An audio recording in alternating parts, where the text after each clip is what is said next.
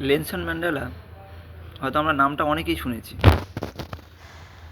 এই Nelson Mandela দীর্ঘ 27 বছর জেল খাটার পরে এসে যখন দক্ষিণ আফ্রিকার রাষ্ট্রপতি হয়, এই সময় একটা দুপুরবেলা লাঞ্চ করার জন্য একটা রেস্টুরেন্টে যায় এবং যার সময় হঠাৎ করে দেখলো যে তার রাস্তার ধারে একটা ভিখারি বসে আছে।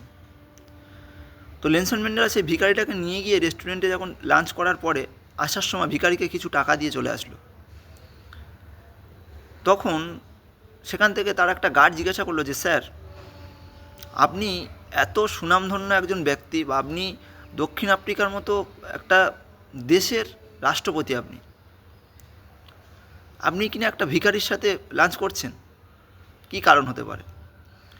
তখন নেলসন ম্যান্ডেলা বলল, আমি যখন জেল খাটছিলাম, 27 বছর জেলে ছিলাম, ওই মানুষটা ছিল ওখানকার জেলের গার্ড, এবং আমার যখন প্রচণ্ড তৃষ্ণায় আমার গলা ফেটে যেত এবং আমি যখন জল চাইতাম, তখন ওই মানুষটা আমাকে জল না দিয়ে আমার মুখে পেচ্ছাপ করে দিয়েছিল। আমি চাইলে আজকে ওর সাথে ওই ব্যবহারটা করতে পারতাম, কিন্তু করলাম না। কারণ কি জানো? উপরওয়ালা বলে একজন আছে, ভগবান আছে, তিনি সব কিছু দেখছে।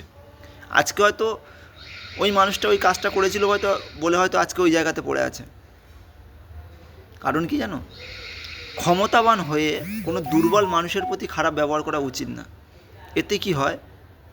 মানুষের ধ্বংস নিশ্চিত হয়ে যায়। ভালো থাকবেন।